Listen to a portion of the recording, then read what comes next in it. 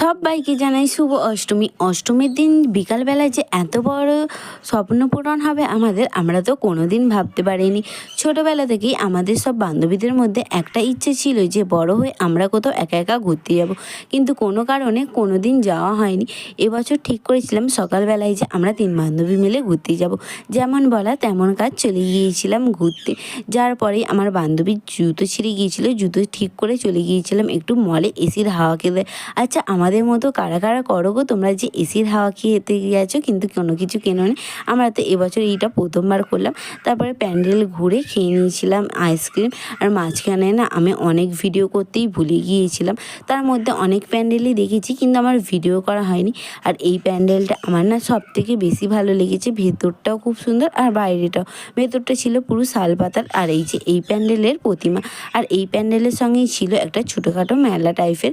তারপরে খেয়ে নিয়েছিলাম ওখান থেকেই পাপড়ি চাট। পাপড়ি চাটটা না খেতে খুব ভালো ছিল।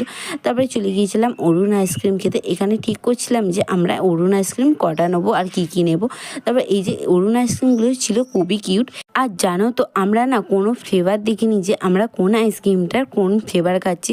আমরা ওই জন্য আর বুঝতে পারিনি প্যাকেটে যে ছিল, আর প্যাকেটগুলো ফেলে দিয়েছিলাম বলে আরোই জানতে পারিনি। কিন্তু আমরা খেয়ে বোঝার চেষ্টা করছিলাম যে কোনটা কোন ফ্লেভারে। প্রথমেরটাই খেয়েছিলাম যেটা, সেটা বেল বেল লেগেছে। আর এখন যে আইসক্রিমটা খাচ্ছি এই আইসক্রিমটা না আমাদের সবার ভালো লেগেছে, কিন্তু প্রথমেরটা একদম ভালো লাগেনি।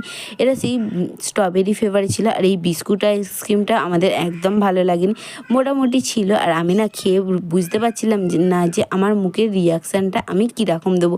ওই জন্য আমি না হাসতে পারছি না কিছু বলতে পারছি, এইরকম একটা ব্যাপারে আমার হয়ে গিয়েছিলো। তবে চলে গিয়েছিলাম আর একটা প্যান্ডেল দেখতে। এই প্যান্ডেলটাও খুব সুন্দর করেছিল। আর এখানে আমার বান্ধবী 101টা ছবি তুলেছি, কিন্তু ওর ছবি পছন্দ হয়নি। সেটাই আমি ওর ভিডিও করছিলাম, কিন্তু তখন ও ছবিগুলো দেখে ওর ছবি তোলা শেষ হওয়ার পর আমরা চলে গিয়েছিলাম টোটো ধরতে। আর টোটোতে ওঠার পরেই মনে পড়লো যে আমাদের তো এখনও অনেক ঠাকুরই দেখা বাকি রয়েছে। তারপরে টোটো করে যাওয়ার সময় যে কটা ঠাকুর আমরা দেখেছি সেই কটার একটা ভিডিও করেছিলাম। এখানে আমি আর পুরো ভিডিওটা দিইনি। তবে না গাড়ি থেকে আমাদের নামিয়ে দিয়েছিল রাস্তার মাঝখানে, কেন গাড়ি আর যেতে দিচ্ছিল না। তারপর আমরা হেঁটে হেঁটেই চলি ঠাকুর দেখতে গিয়েও পড়েছিলাম একটা মহাবিপদে। এদিকে রাত হয়ে যাচ্ছে, আর এই যে প্যান্ডেলটা সেইটাতে যে যাব, কিন্তু প্রচুর লাইন ছিল, সেই জন্য ওই প্যান্ডেলটায় না ঢুকে আমরা খাওয়া দাওয়া করতে লেগে গিয়েছিলাম। ফুচকা খেয়ে আবার হাঁটা শুরু করলাম। চলে গিয়েছিলাম এই কিউট ঠাকুরটা দেখতে। এই ঠাকুরের মুখটা না আমার বেশি ভালো লেগেছে।